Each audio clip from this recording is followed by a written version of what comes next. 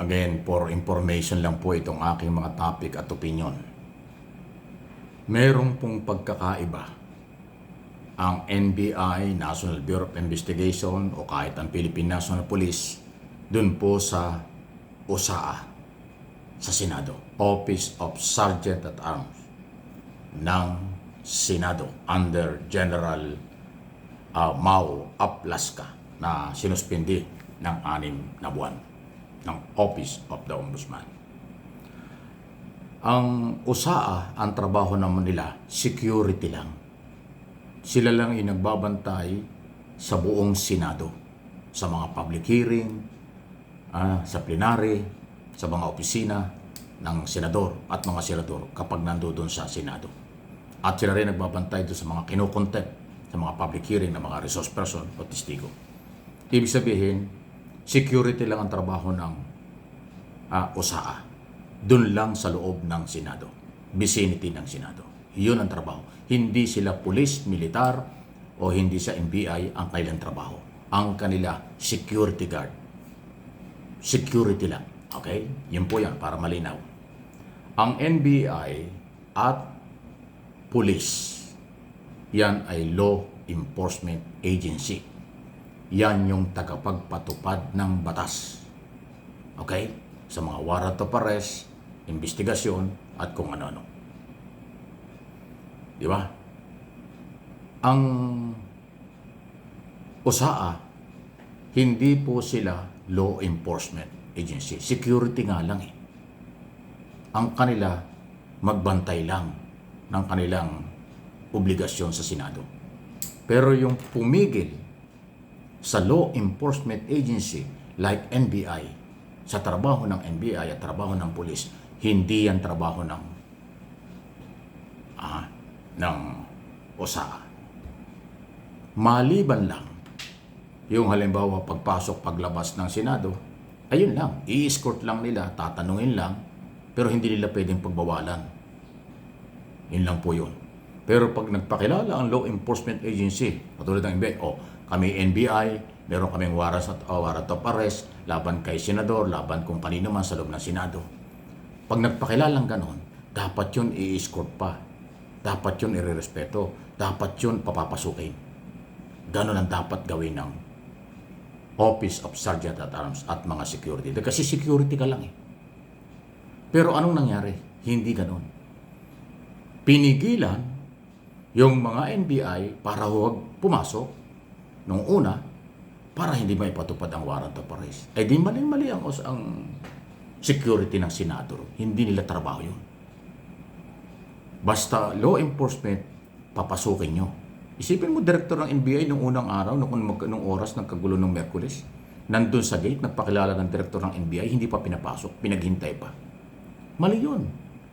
Head yun ng director yung National Bureau of Investigation. Merong nangyayari sa loob. Law enforcement yun. Hindi mo pa papasukin. Something wrong talaga. Umabuso talaga ang Senado. Dahil siguro yung ginagawa ng Office of Solicitor General ay sumusunod lang sila sa mga senador. Ay, mali po kayo. Mali pag sinunod nyo ang mga senador. Kung ganyan ang advice sa inyo, walang papapasusin kahit sino. Mali. Ang Senado ay public office. Public office is public trust. Ito ay law enforcement agency, hindi nyo papapasukin, lalong malala ang problema. Hindi yan tama. Okay? Sa akin pong opinion. Yan lang para may idea tayo kasi ngayon nagbabanggaan na ang opinion at saka comment ng mga tao.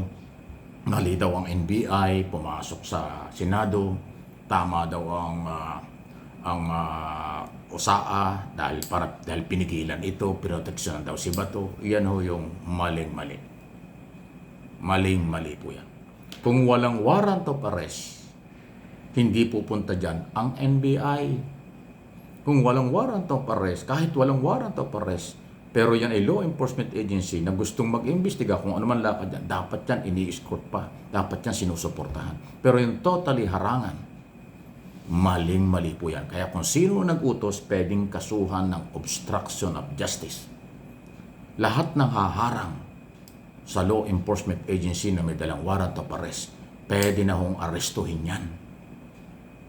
Kahit kapatid, kahit empleyado, kahit kamag-anak, kahit na anong relasyon pa, nung humaharang doon sa subject ng warrant of arrest, pwede na rin arestuhin yan. Kasi obstruction of justice ang pwedeng kaharapin yan. Ang court order ay under the law. ICC, International Criminal Court, meron silang batas na sinunod. Local order, local court, yan ay under the law lahat. Ayan po. For information lang. Maging aral po itong nangyari sa Senado. Sana hindi ito mangyari sa lahat ng opisina ng gobyerno o kahit sa pribadong sektor. Halimbawa, isang company, nagpunta ron ng police at NBI, may warrant of arrest, huhulihin yung presidente ng company, haharangan ng security guard, mali rin yun.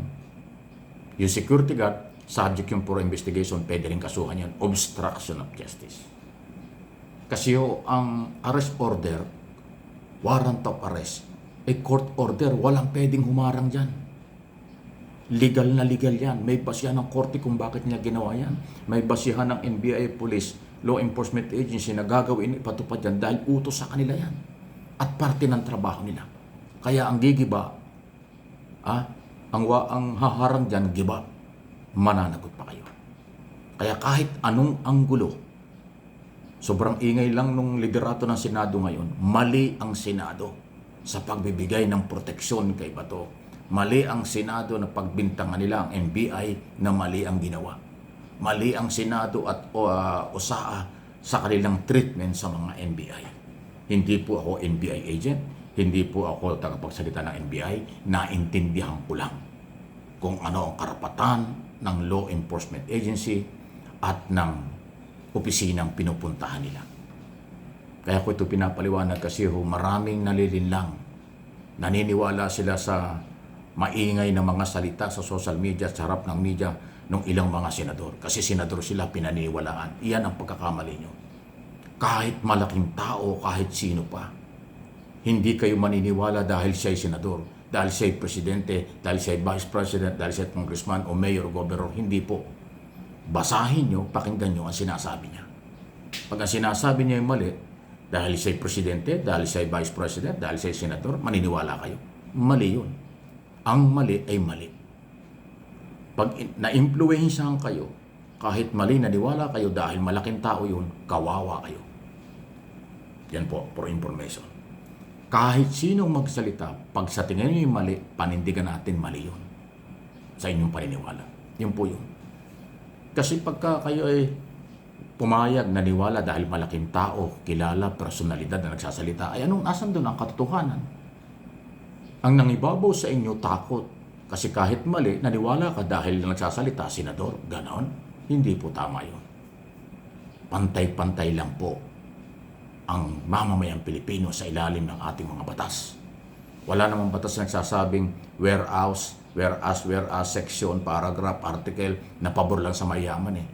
Iba yung article at iba yung paragraph, iba yung whereas, iba yung section ng mga batas doon sa mahirap. Walang ganun. No one is above the law. Hindi po ako nagmamagaling. For information only. Kung merong nagagalit at kung ano pang comment dyan, hayaan na natin yan. Hindi nila gets o hindi nila makuha ang ating topic. Please like and share.